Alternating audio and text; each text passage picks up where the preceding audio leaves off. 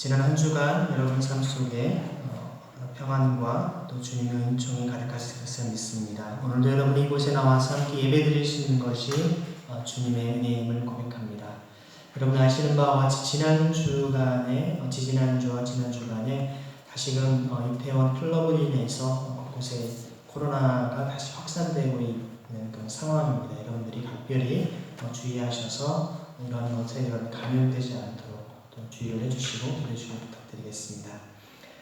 여러분 오늘은 아시는 바와 같이 이제 지난 1980년 5월 18일에 있었던 광주 민주화 운동이 40주년 되는 날입니다. 내일이면 이제 40주년이 됩니다. 아까 기도할 때도 좀 기도 가운데 말씀드렸지만요. 사실 5.18의 어떤 이 사건은 우리 민족이 함께 아픔을 겪었고 그 고통 속에 지금도 사랑하는 이들이 많이 있습니다. 5.18의 진실은 우리가 정치적으로 보수든 진보든 나뉠 수가 없습니다. 광주를 지키고자 했었던 사람들의 가치가 바로 자유였고 민주주의였기 때문에 그렇습니다. 독재자의 후예가 아니라면 우리는 5.18을 다르게 볼 수가 없을 것입니다. 사실 광주 사태로 그동안에 불려오다가 이제 1988년에 광주 민주화 운동으로 이제 공식 명칭이 바뀌었습니다. 그리고 1995년에 특별법에 의해서 광주 민주화 운동으로 규정을 했고요. 그리고 이제 97년에 5.18을 국가기념일로 제정을 했습니다. 특별히 여러분 아시는 것처럼 대법원에서도 신군부의 12.12 군사 쿠데타로부터 5.18 민주화 운동에 대한 진화 과정을 군사 반란과 내란죄로 판결을 했습니다. 그리고 광주 학살의 주범들을 사법적으로 단죄를 했죠. 우리가 이런 과정을 통해서 이러한 한국 사회의 민주주의가 더욱더 성숙할 수 있었던 것은 바로 그런 그들의 어떤 피 흘림과 고통이 있었기 때문에 가능했던 것입니다. 하지만 그것에 대한 학살의 책임, 또 안매장과 성폭력의 문제, 헬기 사격 등 비롯한 여러 가지 많은 밝혀내야 할 진실이 여전히 많이 있습니다. 보통 역사가들이 이야기하기를 보통 역사의 진실이 밝혀지기에는 최소한 50년이 지나야 되고 제대로 된 평가는 약 300년이 지나야 된다라고 학자들은 얘기를 합니다. 아직 40년밖에 지나지 않았기 때문에 그가 관련된 가족들이나 또 사람들 또 가해자들의 어떤 일가가 여전히 살아있기 때문에 제대로 된 역사 평가를 하고 싶지는 않습니다. 광주가 짊어진 이 무거운 역사의 짐을 내려놓도록 이제는 비극의 5월을 이제는 희망의 5월로 바꾸는 역할들을 우리가 해야 될 것입니다. 더 이상 분노와 슬픔으로 억울함으로 살아가는 이 나라가 되어서는 안 되는 것이죠. 그러기 위해서는 우리의 역사의 그 진실 앞에서 우리가 우리의 마음을 열어놓고 거기에 대한 깊은 사죄와 또 용서와 포용의 그런 자세가 우리에게 필요할 것입니다. 그럴 때 우리에게 서로 그때 당시에 가해할 수밖에 없었던 또 피해를 당할 수밖에 없었던 사람들이 다시금 통합과 하나됨으로 우리 사회가 새롭게 변화될 것입니다. 이러한 것을 위해서 우리가 함께 기도하고 역사의 곳곳에 있는 아픔과 고통을 우리가 함께 보듬어 안고 위로할 수 있는 삶이 필요할 줄 압니다. 오늘 우리가 읽은 이 말씀은 사실 지난주 오후 예배에도 말씀을 드렸던 부분인데 다른 때 말씀을 나누지 못했기 때문에 이어서 말씀을 나누고자 합니다. 오늘 말씀을 보면 베드로는 낮 12시에 기도를 위해서 무두장이 시몬의 집 지붕으로 올라가는 장면이 나옵니다. 이때가 유대인들의 기도 시간은 보통 원래 3시인데 베드로는 오히려 가장 더운 시간에 기도하러 지붕에 올라갑니다. 유대인 사도이고 또 예수님의 수제자로 불렸던 베드로가 그 당시에 가장 더럽고 부정한 것으로 여겨지던 무두장의 집에서 가장 높은 곳에 가서 가장 거룩한 행위인 기도를 하게 됩니다. 여러분, 가장 부정한 곳에서 가장 경건한 행동을 하고 있는 것인데요. 이 무두장이라고 하는 말은 다른 말로 번역을 하면 가죽공이라고 얘기합니다. 가죽공. 오늘날은 여러분이 그냥 구두나 가죽 어떤 가방들을 그냥 쉽게 구할 수 있지만 그 당시에 가죽이 여러분 어디에서 나옵니까? 바로 짐승을 잡아서 그 가죽을 벗겨야만 그 가죽이 나오지 않습니까? 그러니까 늘 죽은 그 사체를, 짐승의 죽은 사체를 만지는 부정한 일을 하는 사람이 바로 이 무도장이었던 것입니다. 유대인들은 이 죽은 짐승을 만지면 일주일 동안 부정하다라고 그들은 정결례를 치러야 되는 것을 잘 알 것입니다. 가장 더럽다고 하는 곳에서 이루어지는 가장 경건한 행위를 그는 지금 하고 있습니다. 그런데 재미있는 사실은요, 9절과 10절 말씀도 함께 읽어보겠습니다. 시작. 이튿날 저들이 길을 가다가 욥바에 가까이 이르렀을 때 베드로는 기도하려고 지붕으로 올라갔다. 때는 오정쯤이었다. 그는 배가 고파서 무엇을 좀 먹었으면 하는 생각이 들었다. 사람들이 음식을 장만하는 동안에 베드로는 황홀경에 빠져 들어갔다. 가장 거룩하고 경건한 기도의 시간에 베드로는 배가 고팠습니다. 굉장히 영적인 사람인데 굉장히 또 육체적인 육신의 한계를 뛰어넘지 못하는 모습이죠. 사도 베드로인데 그것도 단지 배가 고픈 것만이 아닌 그냥 배가 고픈 것으로 그냥 묘사된 것이 아니라 뭔가 좀 먹고 싶어 하는 만큼 그런 인간의 기본 욕구를 기록을 하고 있습니다. 이방인을 더럽게 여기는 유대인 그리스도인으로서 가장 거룩한 경건 행위를 하고 있는 베드로가 인간의 가장 기본 욕구인 식욕으로 허기져서 뭔가를 먹고 싶어하는 모습을 보게 됩니다. 여러분, 이것은 인간의 아무리 거룩하고 숭고한 순간이라 할지라도 우리는 인간의 한계를 뛰어넘을 수 없는 존재임을 깨달아야 됩니다. 아니, 조금 더 구체적으로 말씀드리면 우리가 가장 거룩하고 예배를 드리며 하나님 앞에 온전한 모습이라 할지라도 우리는 죄를 짓고 남을 미워하고 증오하며 심지어 살인까지도 할 수 있는 자들임을 우리는 알아야 되는 것이죠. 여러분, 인류 최초의 살인사건이 어디에서 벌어졌습니까? 아담과 하와의 아들들이었던 가인과 아벨. 그 가인이 아벨을 돌로 쳐 죽인 사건은 다름 아닌 여러분 예배를 드리고 나와서입니다. 예배 직후에 동생을 쳐 죽인 것이죠. 예배를 드리고 마음과 심령이 거룩해지는 시간임에도 불구하고 오히려 그 속에 더 분노와 증오로 동생을 죽이기까지 하는 우리 인간의 모습을 보게 됩니다. 아마 이 말씀에 나오는 대로 이제 사람들이 음식을 장만하는 동안에 라고 표현되어 있으니까요. 실제로 음식을 장만하다 보니까 요리하는 냄새가 아마 지붕 위로 올라와서 더 배가 고팠을 것으로 생각됩니다. 날은 덥죠. 배는 고프죠. 아마 정신이 없었을 것 같습니다. 그래서 베드로는 성경에 황홀경에 빠져들었다라고 표현되어 있습니다. 예전 성경에는 비몽사몽간에라고 번역이 되어 있죠. 그래서 그 가운데 그가 환상을 보게 됩니다. 11절과 12절 말씀 함께 읽겠습니다. 그는 하늘이 열리고 큰 보자기 같은 그릇이 내 귀퉁이가 끈에 매달려서 땅으로 드리워져 내려오는 것을 보았다. 그 안에는 온갖 네발 짐승들과 땅에 기어다니는 것들과 공중의 새들이 골고루 들어 있었다. 해가 출출한 시간인데 주님께서는 베드로에게 그것을 어떻게 합니까? 잡아먹으라고 말씀하십니다. 13절 읽어보겠습니다. 그때 베드로야 일어나서 잡아먹으라 하는 음성이 들려왔다. 정말 배가 고픈데 먹으라고 하니까 얼마나 기쁜 소식입니까? 즐거운 얘기죠. 하지만 베드로는 여러분 어떻게 반응을 합니까? 네, 감사합니다. 잘 먹겠습니다라고 반응해야 될 텐데 14절 읽어보겠습니다. 베드로가 대답하였다. 주님, 절대로 그럴 수 없습니다. 나는 속되고 부정한 것은 한 번도 먹은 일이 없습니다.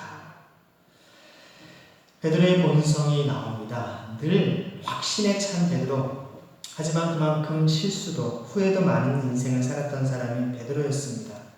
여러분, 주님께서 네가 닭 울기 전에 3번 나를 부인할 것이다 말씀하시니까 베드로가 뭐라고 합니까? 주님, 절대로 그럴 일 없습니다. 다른 사람은 다 주님을 버리고 도망갈지라도 저는 절대로 주님 배신하지 않고 끝까지 목숨을 다해 주님을 따르겠습니다라고 호언장담을 했죠. 하루도 혹은 한 달이나 1년도 아닌 바로 그 다음 몇 시간 지나지 않아서 그 새벽 닭 울기 전에 3번씩이나 저주하면서 주님을 배반하는 모습을 보지 않습니까? 나중에 갈릴리로 호수로 찾아오신 주님 앞에서 주님께서 내가 나를 사랑하느냐 물으시는 질문 앞에서도 베드로는 3번씩이나 다시금 답변을 해야만 했던, 즉 베드로의 성품으로 볼 때는 한두 번 얘기해서는 말이 통하지 않는 사람입니다. 적어도 3번 정도는 확실하게 얘기해야만 깨닫거나 자신이 따르거나 하는 그런 삶을 살고 있는 것이죠. 오늘 말씀도 여러분 보면 여기에 14, 15절 또 16절을 가만히 보면 이런 일이 몇 번 있다고요? 3번 있습니다. 유대인들에게 있어서 히브리어 문법을 보면 3번이라고 하는 것은 최상급의 의미가 있습니다. 원급, 비교급, 최상급. 아주 최고로 해야만 되는. 여기서도 오늘 3번 얘기를 해야만 그가 깨닫는 것을 보게 되죠. 사실 그는 이미 부활하신 주님을 만난 사람입니다. 그리고 오순절 마가다락방에서 성령으로 충만하게 되어서 예전에 베드로는 다른 삶을 사는 사람이었습니다. 대제사장의 뜰에서 그렇게 그가 두려워하며 주저하였던 삶을 살았던 그가 담대하게 너희가 십자가 못 박아 죽인 그분이 바로 메시아이시고 그리스도이시다. 똑같은 대제사장의 뜰에서 외쳤던 사람이 베드로입니다. 이제는 당당하고 복음의 말씀으로 무장된 사람임에도 불구하고 여전히 자신의 강한 자아는 변하지 않는 것을 보게 됩니다. 사람이 쉽게 변하지 않음을 보여주는 것이죠. 어쩌면 주님께서는 그러한 사람의 성격과 성향을 그대로 들어서 사용하시는 것은 아닌가 생각이 됩니다. 베드로 오늘 본문에서 강하게 거부한 이유는 나는 속되고 부정한 것을 한 번도 먹은 일이 없기 때문이라고 얘기를 합니다. 그런 일은 자기는 절대로 하지 않을 것이고 그런 적도 없기 때문에 자기는 그렇게 하지 않겠다는 것이죠. 대부분 사람들이 다른 사람을 이해하지 못할 때 이런 반응들을 종종 합니다. 나에게는 저런 일이 결코 있을 것이라고 생각하지 않기 때문에 그런 죄를 지은 사람은 더 강하게 그들을 정죄하고 비난하는 경우들이 많이 있다는 것이죠. 요즘 많이 하는 말 가운데 하나가 내로남불이라고 하는, 내가 하면 로맨스고 다른 사람이 하면 불륜이다 라는 말을 하지 않습니까? 내가 하는 것은 어찌할 수 없어서 했던 것이고 남이 하는 것은 잘못된 것이라고 하는 그런 모습들. 그런데 여러분, 지금 베드로가 어디에 있습니까? 유대인들에게 가장 부정하게 여겨지는 무두장이의 집, 가죽공의 집에 있습니다. 정말 가죽을 만들기 위해서 죽은 짐승을 만져야 하고 그 부정한 무두장의 집에서 여러 날을 먹고 마신 사람이 베드로입니다.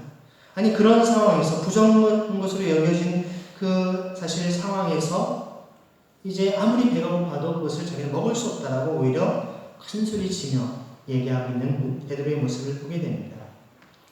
사실 베드로는 사도행전 2장 이후에 보면 중풍병자가 일어나고 또 죽은 자가 자신의 기도로 살아나는 엄청난 기적을 체험하기도 합니다. 그리고 부정한 무두장의 집에 머물면서 어떤 그의 편견을 깨는 장벽을 깨면서도 살아가지만 아직 이방인들을 향한 그 갈 길이 멀다라고 하는 것을 우리에게 보여주고 있는 것입니다. 그런 의미에서 여러분, 우리 진정한 신앙은 날마다 자신의 자아를 철저히 십자가에 못 박는 삶을 살아가야 될 것입니다. 우리의 이성과 사고, 우리의 경험과 인습을 뛰어넘어서 하나님께서 역사하시는 하나님의 말씀과 그 마음을 받아들여야만 우리가 진정한 주님의 신앙인의 삶을 산다는 것이죠. 참 이것이 힘듭니다. 어느 정도 한 가지 장벽을 넘어서 주님의 뜻을 이루는가 싶었는데 그 다음에 또 다른 옛날 기준에 묶여버려서 그냥 그대로 살아가는 우리의 삶의 모습이 얼마나 많이 있습니까?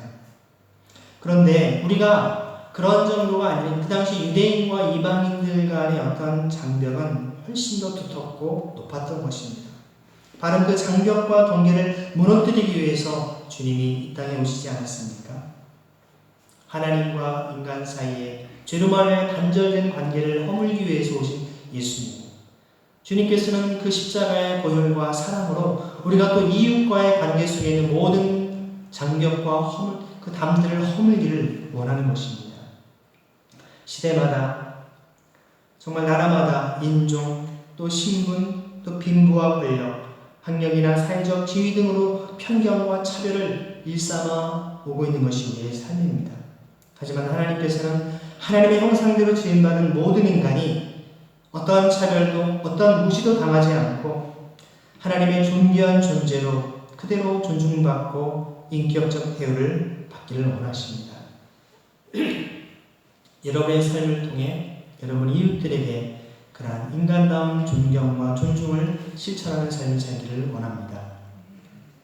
그러한 주님께서 이때 베드로에게 뭐라고 말씀하십니까? 15절 말씀 읽겠습니다. 그랬더니 두 번째로 음성이 다시 들려왔다. 하나님께서 깨끗하게 하신 것을 속되다고 하지 말아라. 이렇게 먹으라고 주님의 명령과 베드로의 거부가 3번씩 반복적으로 일어납니다. 사실 베드로는 자기가 본 환상에 대해서 과연 이것이 어떤 의미인가, 무슨 뜻인가 쉽게 깨닫지 못합니다.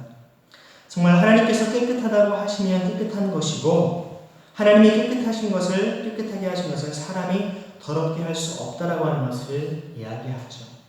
이것은 마치 우리가 죄로 말미암아 깊은 상처 어둠 속에 살아가고 있는 우리를 주님께서 의롭다라고 하시고 우리를 깨끗하라고 말씀하실 때 여전히 나는 죄인이고 여전히 나는 죄 가운데 있다라고 우리가 스스로 자책하고 있는 모습과 같은 말씀을 기억하게 됩니다.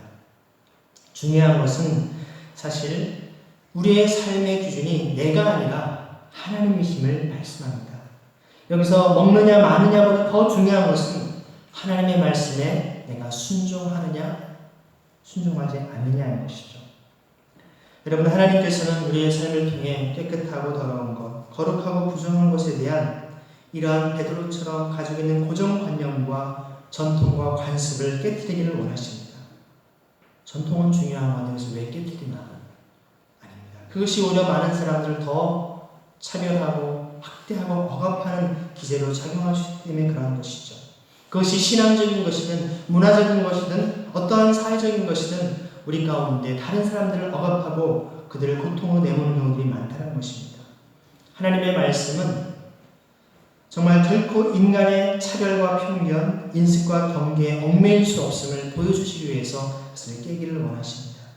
또한 그 말씀대로 순종할 때 인간이 참으로 인간다운 모습을 발견하게 되고 성령 하나님의 놀라운 역사하심과 회복을 맛보기 때문에 그러한 것입니다. 그래서 진리를 알지니 진리가 너희를 자유케 하리라 라고 말씀하지 않습니까? 나중에 베드로는 가이사랴에 있는 이 고넬료의 집에 가서 하나님의 말씀을 전할 때 성령 하나님께서 어떻게 그들에게 기름 부으시며 성령 세례를 베푸시는지를 똑똑히 눈으로 목격하게 됩니다. 그래서 우리 뒤에 44절, 45절 보면 이렇게 나오죠. 베드로가 이런 말을 하고 있을 때 그 말을 듣는 모든 사람에게 성령이 내리셨다. 할례를 받은 사람들 가운데에서 믿게 된 사람으로서 베드로와 함께 온 사람들은 이방 사람들에게 성령을 선물로 부어주시는 사실에 놀랐다. 여러분, 우리의 신앙은 날마다 놀라운 삶입니다.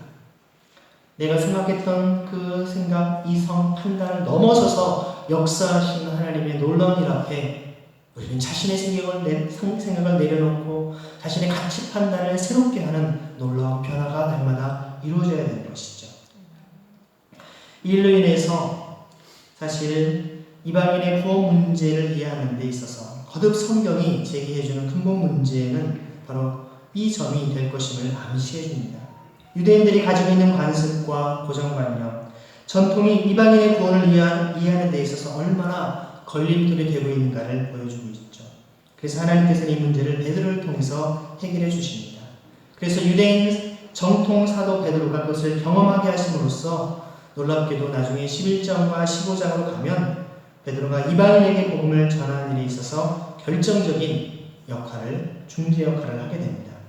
하나님께서 베드로를 미리 준비시키신 것이죠. 고넬료 사건을 통해서 유대인의 입장에서 보면요, 이방인이라고 하는 넘을 수 없는 자격 또과 상관없이 누구나 하나님의 복음으로 은혜 안으로 들어올 수 있음을 보여주는 사건입니다.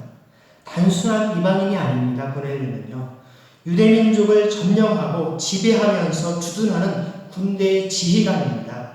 그런 로마인인 고넬료도 하나님의 은혜 안에 들어왔다면 누구든 상관없이 구원받을 자격이 있음을 보여주는 것이죠. 사실 무도장이 시몬이 아무리 부정한 사람이라 할지라도 그는 사실 유대인이었습니다. 유대인이기 때문에 그가 부정하더라도 베드로도 그를 품을 수 있었던 것입니다. 유대인이지만 직업이 그런 걸 어떻게 라는 마음으로 품었던 것인데 이제는 이방인도 그렇게 품을 수 있겠느냐라고 주님께서 이 환상의 사건을 통해 깨우쳐 주신 것입니다.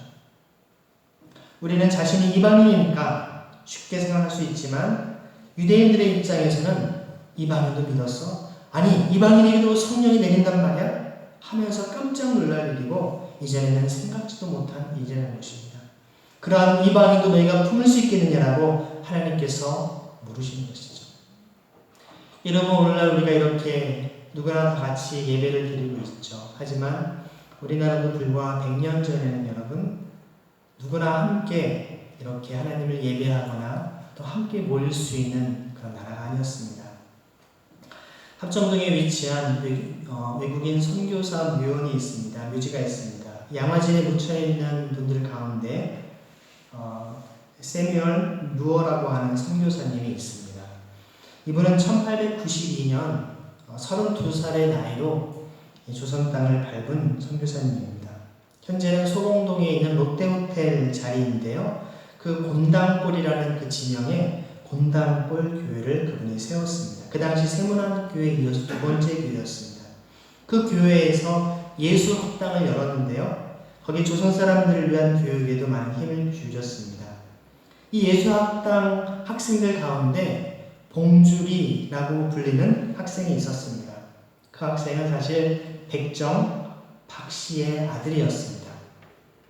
백정이라고 하는 것은 여러분 우리가 조선시대의 천민에 해당되는 사람이었습니다.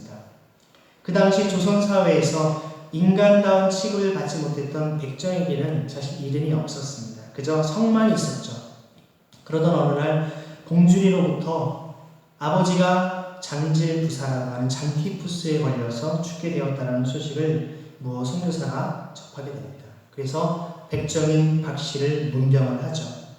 그리고 그분이 거기에서 가만히 있지 않고 의료 선교사였던 올리버 에비슨 선교사님을 모시고 가서 백정 박씨를 치료해 주었습니다. 여러분, 후에 세브란스 병원을 설립해서 초대 교장을 지낸 이 에비슨 선교사님은 원래 캐나다 토론토 의과대학의 교수였습니다. 그 당시 많은 연봉과 안정된 직장, 지금도 캐나다 토론토 의과대학은 세계적인 의과대학입니다. 그래서 지금 세브란스 병원의 모든 그런 그 의료 시스템이 토론토 대학, 의과대학 시스템과 굉장히 비슷하게 되어 있죠. 근데 그분이 사실 그 당시에 캐나다에서 이제 조선으로 선교사로 가겠다니까 다 캐나다에서는 그를 보내는 데가 없어서 결국에는 미국 델레웨어 제일 장로교회에서 그가 파송을 받습니다. 원래 에비슨 선교사님은 감리교였어요. 감리교 신자였는데 바로 장로교회에 파송을 받아서 미국 북장로 선교사로 우리 조선 땅에 오신 분이십니다. 그런데 그분은 알렌 선교사에 이어서 바로 고종 황제의 주치의 역할을 하고 있었던 분입니다. 에비슨 선교사님이 바로 그냥 의사가 아니라 그 당시 황제를 어떤 치료하는 주치의였던 것이죠. 수차례에 걸친 에비슨의 왕진으로 인해서 백정 박씨는 깨끗하게 완쾌되었습니다. 그 후에 박씨는 사람들이 인간으로 취급조차 하지 않는 자기를 위해서 외국인인 무어 선교사가 찾아왔을 뿐만 아니라 심지어 왕의 주치의가 자기가 몇 주 동안 정성으로 치료해 준 데 대해서 너무나 감격하고 감사해서 곤당골 교회에 그가 나가게 됩니다. 무어 선교사는 물론 백정 박씨를 열렬하게 환영했음은 물론이고 그에게 박성춘이라는 이름도 지어주었고 그에게 세례도 베풀었습니다. 나중에 이 박성춘이라는 분이 그 아들을 너무나 감사해서 에비슨 선교사님에게 그냥 종으로 쓰십시오라고 이제 보내죠. 그 선교사님이 그를 종으로 썼을까요? 아니죠. 그를 의학을 가르쳤습니다. 나중에 그분이 바로 세브란스 병원의 최초의 7명의 우리 조선 최초의 의사 7분 중에 한 분인 바로 박서양입니다. 예전에 드라마로 재중원이라는 드라마로 되어 있죠. 거기 주인공이 바로 박서양이었는데요. 실제 그분이 박성춘의 아들이었습니다. 그런데 여러분, 백정 박성춘으로 인해서 이 곤당골 교회에 말썽이 일어납니다. 여러분, 무슨 말썽이 일어났을까요? 양반 교인들이 백정과 함께 예배를 드릴 수 없다라고 무어 선교사에게 백정을 좀 내보낼 것을 강력히 항의를 합니다. 저 백정들을 안 내보내면 우리가 나간다라고 얘기를 했던 것이죠. 그러면서 교회 출석을 거부합니다. 사실 여러분, 우리의 오늘날 관점으로 볼 때는 참 답답한 이야기지만 그 당시에는 너무나 당연한 겁니다. 조선 신분사회의 가장 근간을 뒤흔드는 일을 하고 있는 것이고, 소위 정말 양반들과 감히 식사도 같이 하지 않는 그런 존재들이 같이 예배를 드린다는 것은 도저히 참을 수가 없었던 것입니다. 어떻게 양반들이 백정들과 같은 건물 안에 있겠냐라는 것이죠. 하지만 무엇 선교사는 뭐라고 반응합니까? 우리는 다 같은 하나님의 자녀입니다. 그래서 옳지 않습니다 라고 말리지만 아무런 소용이 없었습니다. 출석을 거부하다가 한 달 뒤에 양반 교인 대표가 무엇 선교사를 찾아와서 양반들의 자리를 예배당 앞쪽에 별도로 마련해주고 그 뒤에 백정을 앉게 하면 교회에 다시 나오겠다라고 제의를 합니다. 여러분이 무엇 선교사라면 어떻게 답변하시겠습니까? 어쨌든 그래도 나오겠다니까, 또 그 당시 조선사회 양반들이 함께하지 않으면 교회 운영이나 모든 것이 쉽지 않기 때문에 충분히 그렇게 합시다 라고 할 법도 한데 어떻게 할까요? 무엇 선교사는 교회에서 그런 차별은 결코 있을 수 없다라고 거절합니다. 그러자 양반 교인들은 이제 출석 거부가 아니라 아예 공골당 교회와 결별을 선언합니다. 갈라집니다. 그리고 양반을 위한 홍문동 교회를 따로 세워서 나갔습니다. 여러분, 한국교회에서 이러한 교회 이름들을 제가 굳이 밝히는 것은 지금은 그 이름들로 쓰지 않기 때문에 말씀드리는 것입니다. 그 일로 인해서 가장 난처해진 사람은 누구였을까요? 누가 난처했을까요?